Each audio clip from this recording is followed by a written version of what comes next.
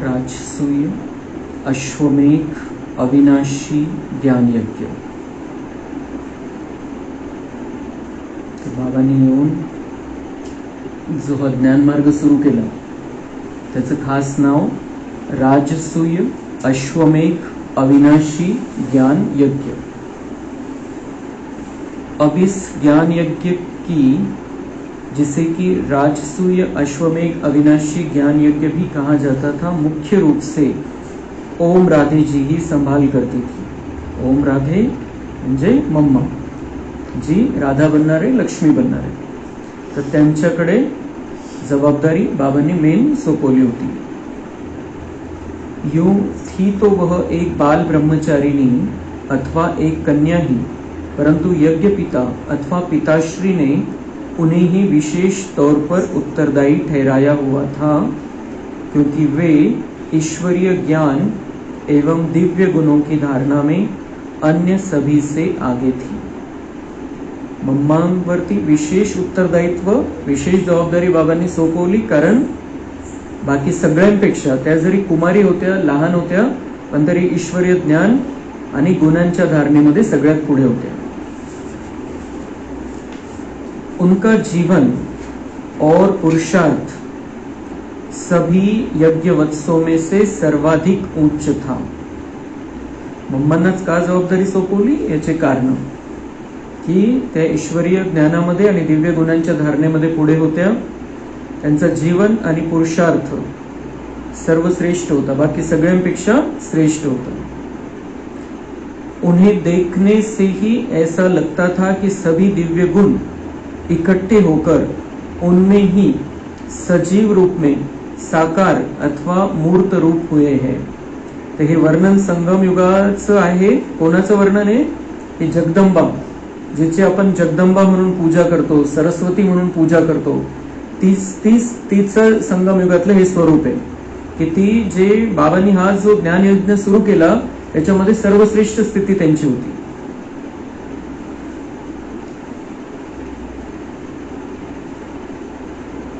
ज्ञान वीणा वादन में वे सर्वोपरि थी और उनकी कोई उपमा नहीं थी.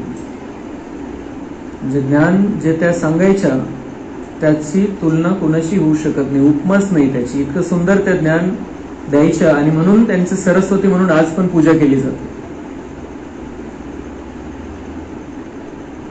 इसलिए उन्हें यज्ञ माता के रूप में सभी यज्ञवत्स, चाहे वे शारीरिक आयु में कितने ही बड़े क्यों न हो, सम्मान देते थे. त्यांच्यापेक्षा मोठे पण त्यांचा आदर ठेवायचे, कारण त्यांची स्थितीच इतकी श्रेष्ठ होती. यहां तक कि उनकी अपनी लौकिक मां भी उन्हें मम्मा शब्द से संबोधित करती थी, क्योंकि अब तो वे जगत अम्बा थी और अब तो सभी का उनसे आत्मिक नाता अथवा ज्ञान का नाता था. त्यांची मम्मी पण त्यांना मम्मा म्हणायची. इतकी त्यांची स्थिती सुंदर होती, श्रेष्ठ होती, क्योंकि उनका वो जगदंबा का पार्ट, एक्चुअल मध्ये जगदंबाचा पार्ट संगम युगामध्ये चाललेला है. बाबा के लिए थी तो वे भी एक वत्स अथवा पुत्री ही, परंतु बाबा भी उन्हें मम्मा या माँ के मधुर शब्द से बुलाते थे और बेटी कहकर भी बुलाते थे. वह इस शिव शक्ति दल की कुशल सेनानी थी, जो कि शक्तियों को ज्ञान रूपी अस्त्रों शस्त्रों से और दिव्य गुणों से सजाती रहती थी. बाबा पण त्यांना मम्मा म्हणून किंवा माँ म्हणून बोलवायचे किंवा बेटी पण म्हणायचे, ब्रह्मा बाबा. मम्मा कौन होते हैं? शिव शक्ति दल की कुशल सेनानी. ये जो शिव शक्ति दल बाबा ने स्थापन किया, जो बनाया नई दुनिया की स्थापना के लिए, उसकी वो सेनानी थी, मुख्य होत्या. और कुशल क्यों थी? कुशल सेनानी का बर म्हटलेलं आहे, कारण शक्तियों को ज्ञान रूपी अस्त्रों शस्त्रों से और दिव्य गुणों से वे सजाती रहती थी. शक्तिशाली स्थिती होती, पण ज्ञानाचे शस्त्रास्त्र आणि दिव्य गुणांच्या आधाराने ते रूप त्यांचं सजत चाललं होतं. जैसे ओम राधे जी को सभी वत्स मम्मा, माँ, मातेश्वरी या यज्ञ माता कहकर बुलाते थे, वैसे ही ओम बाबा को वे सभी बाबा पिताश्री अथवा यज्ञ पिता कहकर बुलाते थे। यहाँ तक कि उनकी लौकिक पत्नी और बहन भी उन्हें अब आत्मिक नाते से बाबा ही कहती थी और बाबा भी उन्हें बेटी अथवा बच्ची कहकर बुलाते थे। आत्मिक नातं सुरू झालं होतं, लौकिक नात्याच्या जागेवर ईश्वरीय नातं सुरू झालं होतं त्यांचं। यज्ञ माता भी उन्हें सदा बाबा अथवा पिताश्री के मधुर नाम से संबोधित करती थी। प्रजापिता ब्रह्मा और जगदम्बा सरस्वती नाम की सार्थकता। उन्हीं दिनों परमपिता परमात्मा शिव ने बाबा के तन का आधार लेकर यह भी परिचय दिया कि दादा अथवा बाबा ही वास्तव में प्रजापिता ब्रह्मा है। बाबांनी स्वतः येऊन यांच्या माध्यमातून स्पष्ट सांगितलं की हा प्रजापिता ब्रह्मा आहे। जे भक्ती मार्गामध्ये ब्रह्मा विष्णू शंकर त्याच्यातला हा एक प्रजापिता ब्रह्मा, क्योंकि उनके मुख द्वारा परम पिता शिव शूद्रों अथवा विकारी नर नारियों को मर्जीवा जन्म देकर सच्चे ब्राह्मण पावन अथवा द्विज बना रहे हैं। ब्रह्मा का बरं आहे हा? कारण यांच्या मुखाचा आधार घेऊन बाबा जे विकारी पतित मनुष्य आहे, नर नारी विकारी आणि पतित आहे, तर त्यांना बाबा नवा जन्म देऊन खरा ब्राह्मण सर्वोच्च स्थितीमध्ये घेऊन जातोय आणि सतयुगी पावन सृष्टीची स्थापना होती। उन्होंने यह भी समझाया कि ओम राधे अथवा मम्मा ही यज्ञ माता सरस्वती है, जिनका की ब्रह्मा की सर्वोत्तम ज्ञाननिष्ठ पुत्री के रूप में गायन है। त्यांचा पार्ट पण शिवबाबांनी स्वतः फिक्स केला, मम्मांचा आणि बाबांचा पार्ट यज्ञामध्ये। आणि हेच यांचा पुरुषार्थ इतका तीव्र इतका श्रेष्ठ झाला की तेच राधा आणि कृष्ण बनतात पुन्हा प्रत्येक कल्पामध्ये, आणि मग स्वयंवरानंतर त्यांचं नाव लक्ष्मीनारायण पडत असतं। इसका नाम राजसूय अश्वमेघ अविनाशी ज्ञान यज्ञ क्यों? ते या यज्ञाचं या मार्गाचं नाव हे असं संपूर्ण नाव हे असं का बरं पडलं? राजसूय अश्वमेघ अविनाशी ज्ञान यज्ञ। इस ईश्वरीय यज्ञ को 5000 वर्ष पहले वाला राजसूय अश्वमेघ अविनाशी ज्ञान यज्ञ भी कहा जाता रहा, क्योंकि यहाँ याचं कारण यहाँ मन रूपी अश्व को ज्ञान अग्नि में स्वाहा करके सतयुगी विश्व का स्वराज्य प्राप्त करने के लिए ही ज्ञान की धारणा अपने जीवन में की जाती है। यज्ञ असतो, यज्ञामध्ये अग्निकुंड असतो, ब्राह्मण असतात आणि ती जी सामग्री ती स्वाहा करत असतात, पण त्याच्या मागचं खरं रहस्य काय, आपल्याला काय करायचंय आणि काय आहे, काय केलं होतं संगम युगामध्ये त्याची यादगार म्हणून यज्ञ रचायला लागले। तर यहाँ क्या करना है हमें? मन रूपी अश्व को, मन रूपी घोडा, मनाला म्हणतात घोडा आहे, चंचल आहे, हातात येत नाही, पळतो धावतो, आपल्याला पळवतो, तो मनाला चंचल समजलं जातं। पण इथं काय करायचंय आपल्याला? मन रूपी अश्व को ज्ञान अग्नि में स्वाहा करके, म्हणजे जे काही मनामध्ये संकल्प आहे, विकारी संकल्प, विकारी विचार येतात, व्यर्थ विचार येतात, त्याला जे ज्ञान आपण प्राप्त करतोय आणि त्या ज्ञानाच्या आधाराने बाबांशी योग लावतोय, तर त्या आगीमध्ये स्वाहा करून टाकायचे, मनातले संकल्प समाप्त करून टाकायचे। जे आपण योग लावतो, बाबांची आठवण करतो, तर काय करत असतो आपण नेमकं की मनामध्ये जे व्यर्थ चाललेले, जे विकारांचे विचार चाललेले, त्याला आपण आग लावत असतो, समाप्त करत असतो त्याला। तो उन विचारों को स्वाहा करना है। और मग त्याच्यामुळे काय होईल? मन शुद्ध होईल, स्वच्छ होईल, स्पष्ट होईल, मग बाबांशी कनेक्शन चांगलं होईल आणि त्याचा परिणाम असा होईल की आपण राजाई धारणा आपल्यामध्ये करू, आपण आपल्यामध्ये राजाचे संस्कार भरू आणि त्याचा परिणाम होईल सतयुगी विश्व का स्वराज्य प्राप्त हो जाएगा हमको। तो सतयुगी विश्व का स्वराज्य मतलब हम राजा बन जाएंगे, लेकिन उसके लिए हमें ज्ञान अग्नि में अपने मन के संकल्प विकल्पों को स्वाहा करना है।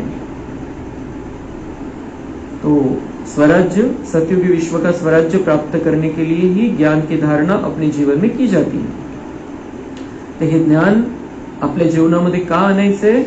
कारण आपल्याला सतयुगी विश्वाचं स्वराज्य प्राप्त करायचंय, तिथे राजा राणी बनायचंय आणि त्यासाठी हे ज्ञान आपल्याला धारण करायचंय.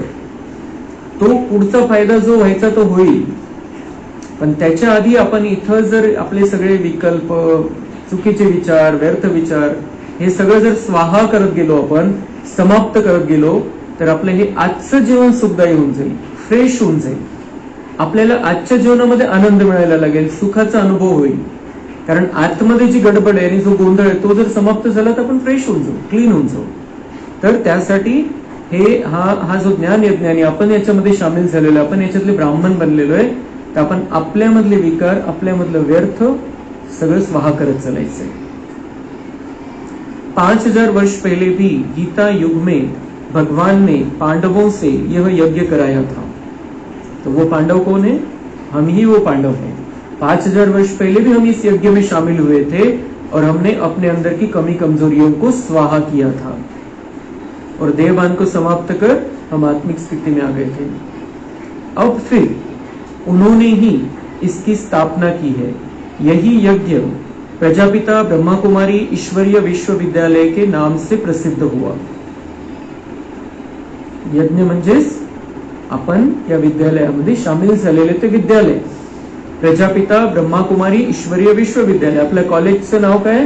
प्रजापिता ब्रह्मा कुमारी ईश्वरीय विश्वविद्यालय. याच्यामध्ये आपल्याला ऍडमिशन भेटली आहे. कोणत्याही प्रकारची एंट्रन्स एक्झाम आपण दिली नाही, आपल्याला सहज ऍडमिशन भेटलेली आणि इथून आपल्याला देवता बनून बाहेर पडायचं. परमपिता परमात्मा शिव ने सहज ज्ञान और सहज राजयोग द्वारा मनुष्य को देवता अथवा नर को श्री नारायण और नारी को श्री लक्ष्मी पद के योग्य बनाने के लिए प्रजापिता ब्रह्मा के साकार माध्यम द्वारा इसकी स्थापना की थी. दर 5000 वर्षानंतर ही सगळी प्रोसेस पुन्हा होत असते. त्या प्रोसेसमध्ये आपण सामील होतो आणि आपण पुन्हा पहिल्यासारखे देवी देवता राजा राणी बनत असतो. हा जो ड्रामा आहे हा 5000 वर्षानंतर जसाचा तसा रिपीट होत असतो आणि त्यानुसार बाबा पुन्हा आलेले आणि पुन्हा येऊन आपल्याला याच्यामध्ये सामील करून घेतलेले, आपण पुन्हा देवता बनणार आहे. ज्योति स्वरूप परमपिता परमात्मा शिव ही प्रतिदिन परमधाम से ब्रह्मा तन में आकर उनके मुख का आधार लेकर मनुष्य आत्माओं को पतित से पावन बनाने के लिए सहज गीता ज्ञान देते और सहज राजयोग सिखाते रहे. तो परमपिता परमात्मा इस धरती पर आता है, इस तन में आता है और उसमें प्रवेश करके रोज ज्ञान देता है. उसका अभी ज्ञान देने का पार्ट, डायरेक्ट आकर ज्ञान देने का पार्ट समाप्त हो गया है, लेकिन उसकी मुरलियां रिकॉर्डिंग है, उसके सारा सब कुछ पेपर पर है, इंटरनेट पर है. उसने जो सुनाया, उसने जो सिखाया, समझाया, 31 दिसंबर 2017 तक समझाया. बाद में उसने ये पार्ट बंद कर दिया डायरेक्ट आना, क्योंकि अभी समाप्ति का समय है. आता आपल्याला रिव्हिजन करायची, फक्त रिव्हिजन करून तयारी करायची. बाबांनी पतितापासून पावन बनण्यासाठी हे गीता ज्ञान 5000 वर्षापूर्वी पण दिलं होतं आणि आज पण देतोय. आणि तिची भगवद्गीता लिहिली गेली भक्ती मार्गामध्ये 2,500 वर्षाच्या गॅप नंतर लिहिली गेली, म्हणून त्याच्यामध्ये थोडी गडबड झालेली. पण सच्ची गीता म्हणजे बाबांची रोजची चालणारी मुरली आहे. तो सहज राजयोग सिखाते हैं, परंतु उस अति प्रसिद्ध परमपिता के उस गुप्त साधारण वेश तन में होने के कारण लोग भ्रांतिवश पिताश्री अथवा ब्रह्मा बाबा को ही इस यज्ञ का स्थापक तथा ब्रह्मा कुमारी बहनों और ब्रह्मा कुमार भाइयों को गुरु मानते रहे और अज्ञानतावश उन पर गाली रूपी अक के फूल चढ़ाते रहे. परंतु परमपिता शिव, प्रजापिता ब्रह्मा और मातेश्वरी सरस्वती जी पतितों को पावन करने का कर्तव्य यथापूर्वक अथक रीति से करते रहे.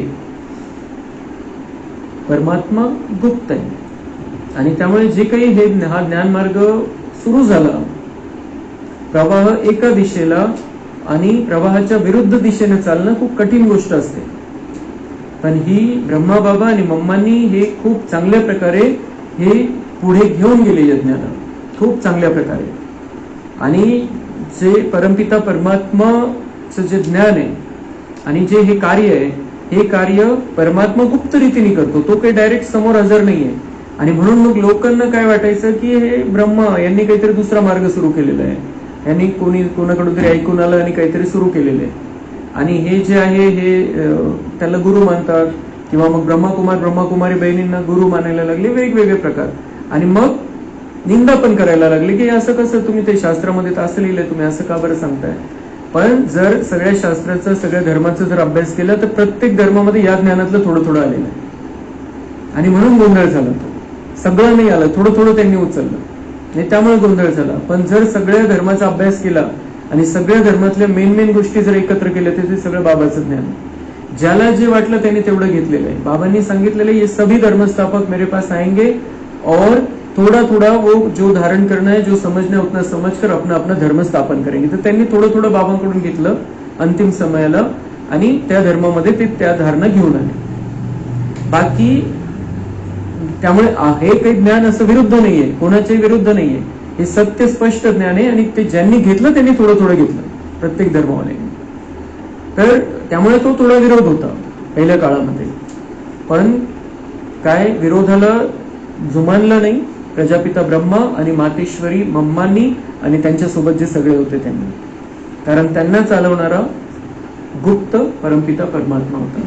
आणि बाबांच्या समोर, शिवबाबाच्या समोर कोणाचंही काही चालू शकत नाही. हे सिद्ध आणि स्पष्ट झालं की कितीतरी विघ्न आणायचा प्रयत्न केला, पण हा यज्ञ आज आपण बघतोय की त्याचा विस्तार किती मोठा झालेला आहे. आज किती सगळ्या खालच्या लेवल पासून वरच्या लेवल पर्यंत बाबाचे बच्चे आहेत.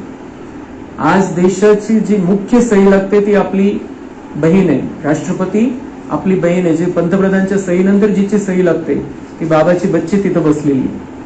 तो ये जो शुरुआत का समय था, उस समय बाबा का निश्चय, मम्मा का निश्चय बहुत पक्का था और शिव बाबा उनको चला रहा था. इसलिए ये यज्ञ यहाँ तक आकर पहुंचा है. अभी बाबा ने जो भविष्यवाणी की है उस अनुसार अभी सतयुग आ जाएगा 12 वर्ष के बाद. यज्ञवत्सों को आत्मकल्याण और विश्व सेवा के लिए शिक्षा. इस प्रकार शिव बाबा, ब्रह्मा बाबा और जगदम्बा सरस्वती सभी ज्ञानवत्सों को ज्ञान के श्रृंगार से खूब श्रृंगारते रहते थे. वे उन्हें योग तपस्या का अधिकाधिक अभ्यास करा के विश्व की आध्यात्मिक सेवा के लिए तैयार कर रहे थे.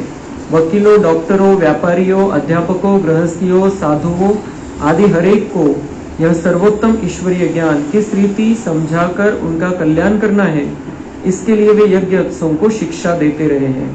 दुनिया की निगाहों और आवाजों से दूर होकर सभी अपनी योग ज्वाला में आत्मशुद्धि कर रहे थे तथा स्वयं में शक्ती भी भर रहे थे. तर बाबांनी हे जे 300-350 जणांना खूप चांगल्या प्रकारे तयार केलं. पुढे खूप सेवा होत्या, त्यानुसार बाबांनी सगळ्यांना तयार केलं. आणि नंतर आता उद्या बघू आपण की 5-6 वर्षानंतर बाबांनी हे ज्या माता बहिणी जे आलेले होते यज्ञामध्ये त्यांना आपल्या घरवाल्यांची सेवा करण्यासाठी घरी परत पाठवलं होतं.